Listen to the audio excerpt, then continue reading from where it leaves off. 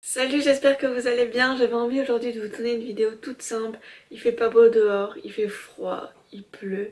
Et c'est pour ça que j'avais envie de vous parler des livres que j'ai envie de lire pour le mois d'automne. Donc, voici ma pelle à lire pour l'automne. On commence avec un premier livre en VO. Il s'agit de Little Woman de Louisa May Alcott, aussi connue en français par Les 4 filles du docteur March. Le film va sortir au mois de décembre si je ne me trompe pas. Et c'était une grande envie de découvrir ce classique bien avant que le film soit annoncé. Et je l'avais acheté à Londres il y a 2 ans. Et je me suis dit que cet automne, ça serait l'occasion de me plonger dans l'ambiance et découvrir ce petit classique. Pour être honnête, je pourrais pas trop vous en parler parce que je ne sais pas trop de quoi ça parle, si ce n'est qu'on va suivre les aventures de ces 4 sœurs qui vivent d'une manière assez modeste et vont essayer de tout faire pour s'en sortir. C'est un style un peu plus soutenu que les livres en anglais que j'ai l'habitude de lire, mais je pense que ça va aller. Je vais juste mettre un petit peu plus de temps que d'habitude comparé aux livres en français. En tout cas, j'ai hâte de découvrir l'histoire et j'ai encore plus hâte de voir le film. Ensuite, j'adorerais terminer la duologie Six of Crows. J'ai lu le premier tome il y a 1 an et demi à peu près et j'avais beaucoup aimé cette histoire. J'avais adoré l'univers, l'histoire en elle-même, même si j'avais trouvé que c'était un univers très complexe et qu'il fallait attendre une bonne centaine de pages pour rentrer dans l'histoire. J'aurais drôlement besoin de relire le premier tome parce que je me rappelle un peu de l'intrigue principale, mais je ne suis pas sûre que je pourrais aborder le deuxième tome sereinement, donc je pense que ça peut être idéal de faire une relecture avec le tome 1 et le tome 2. Pour ceux qui ne connaissent pas Six of Crows, en fait on va suivre une bande de bandits, de parias qui vit dans un monde fantastique où plusieurs royaumes et plusieurs personnes dotées de pouvoirs magiques cohabitent ensemble. Bien entendu il y a des rivalités et donc cette équipe de bandits va être un peu rassemblée malgré eux pour essayer de récupérer un trésor qui... Enfin, il y a toute une histoire de trésor mais aussi de... toute une aventure en fait. En gros, la paix du monde telle qu'ils la connaissent en dépend. Je pense que c'est le pire résumé que vous allez entendre aujourd'hui d'un roman, mais c'est une saga je trouve très difficile à résumer, mais en tout cas, si vous aimez les univers fantastiques, l'aventure, ça ne peut que vous plaire. Il faut absolument que je lise cet automne Les âmes vagabondes de Stephanie Meyer, donc l'auteur de Twilight. Pour être honnête, Twilight c'est pas du tout ma tasse de thé, que ce soit les romans ou les films, parce que les vampires j'aime pas trop ça, et en plus lier vampire plus romance, vous voyez tous les romans beat lit, c'est pas pour moi quoi. Mais c'est Aurore qui m'a filé ce roman parce que c'est l'un de ses romans favoris. Je veux pas trop en dire, mais voilà, je le lis pour une vidéo spéciale. Si vous n'êtes pas nouveau sur la chaîne, peut-être que voilà, vous avez une idée. Je laisse un petit indice comme ça, hop là, on va voir si quelqu'un a une idée. Première chose à noter par rapport à ce roman, c'est que c'est un gros pavé. Mais d'après ce que je lis du résumé, et je crois que j'avais vu la bande-annonce il y a des années, ça va être, on va être dans une sorte de monde dystopique, post-apocalyptique, je ne sais pas exactement, où les esprits des êtres humains sont contrôlés. Un résumé qui tire en 3 mots. Écoutez, j'ai hâte de découvrir ce roman, j'espère juste que ce sera pas trop gnangnan, on verra bien. Je vous tiens au courant. Alors oui, Harry Potter, c'est genre la saga idéale à lire en automne.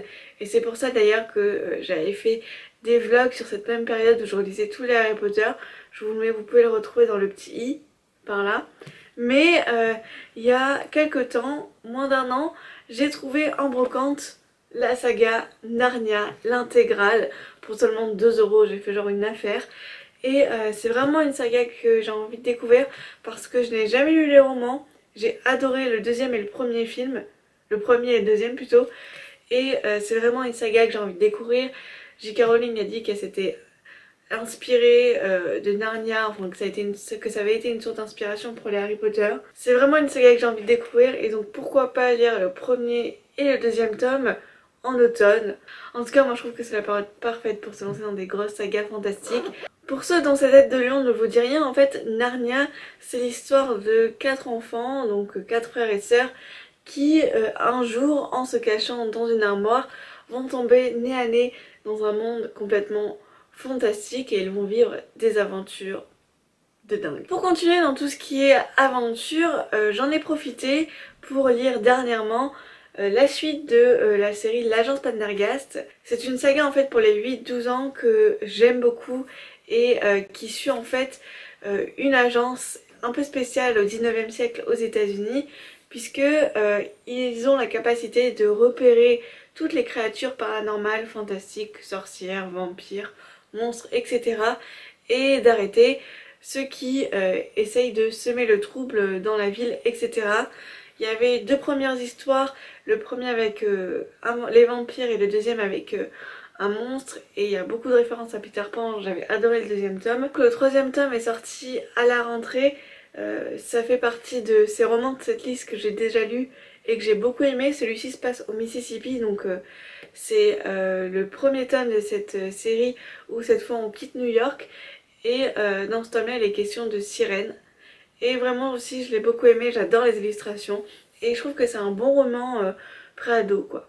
Dans les romans que j'ai déjà lus, mais que j'avais envie de vous présenter parce qu'ils font partie de ma palle d'automne, il y a Signé Poète X de Elisabeth Acevedo, je sais jamais comment le prononcer, mince, aux éditions Nathan. C'était un roman dont j'attendais la parution française avec impatience parce que j'en avais déjà énormément entendu parler, que ça soit dans les contes anglophones que je suivais, et j'ai pas été déçue du tout, j'ai adoré. C'est vraiment aussi un roman qui colle bien dans le décor voilà, dans cette période d'automne, parce que ça commence à la fin de l'été et on est sur toute une période de septembre à janvier, décembre je crois. Donc c'est parfait pour cette période de l'année. Et on va suivre une adolescente de 16 ans qui vit dans le quartier de Harlem et qui se sent pas trop à sa place, et elle a un peu l'impression de ne pas avoir sa place, que ce soit dans son quartier, dans sa famille, etc. Et elle a toujours l'impression de devoir se cacher derrière une carapace et de sortir les poings à tout prix, d'être tout le temps sur ses gardes et de ne pas pouvoir être elle-même. Face à toutes ces interrogations et tout ce poids qu'elle a sur ses épaules, elle va un peu trouver une délivrance dans le slam et la poésie. C'est vraiment un très beau roman, c'est magnifiquement bien écrit. Il y a des thèmes très forts qui sont abordés comme le harcèlement de rue, les violences morales, psychologiques dans la famille, la maltraitance, plein de sujets, le sexisme. Je vous invite fortement à lire la chronique que j'ai faite sur le blog. Je vous mettrai le lien dans la barre d'infos pour en apprendre davantage, mais ça fait partie de mes gros coups de cœur de l'année 2019. Pour sortir un peu des romans, eh bien, je me suis procuré au mois de septembre l'essai Sorcière, la puissance invaincue des femmes de Mona Chollet. C'était un roman également que j'ai vu beaucoup passer cette année, que ce soit sur les blogs, sur les réseaux sociaux, etc. Je pensais qu'il était paru là récemment, alors que pas du tout, je crois qu'il date de 2017-2018. J'avais envie de varier mes lectures et d'avoir quelque chose parfait pour cette période de l'année, juste avant Halloween. Et je pense qu'avec cet essai, on peut pas se tromper. En fait, c'est un essai qui va traiter sur toute cette notion de sorcière à l'égard des femmes, tout ce qui est la question de la chasse aux sorcières, etc. et comment ça peut être interprété dans notre société d'aujourd'hui et comment ça a pu l'être à l'époque. Et voilà, toutes les conceptions, les idées et toutes les choses qu'il peut y avoir dessus. C'est, je pense, un essai hyper intéressant et j'ai hâte d'en savoir plus.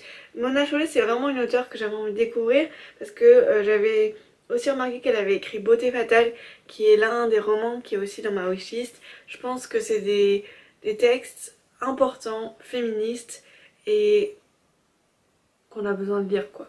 Et enfin, on termine cette palle avec une bande dessinée, puisqu'il s'agit de Sissi, une femme au-delà du conte de fées, de Georgia Maras aux éditions Stenkiss. J'avais envie de lire de la bande dessinée. De plus en plus, j'ai envie de lire de la bande dessinée. Je peux pas vous expliquer vraiment pourquoi, mais c'est une envie. Et j'ai vu cette bande dessinée sortie assez récemment sur Sissi, et pour être honnête, Sissi c'est un personnage historique qui me fascine et qui m'a bercé un peu tout au long de mon enfance. à cause bien entendu des films, notamment avec Romy Schneider. J'ai passé les cassettes en boucle jusqu'à ce qu'elles ne marchent plus, je crois. Et au fur et à mesure des années, j'ai eu envie de m'intéresser aux personnages. J'ai vu quelques reportages, mais j'ai jamais lu de livre et encore moins de bande dessinée à son sujet. Et donc j'ai hyper hâte de découvrir cette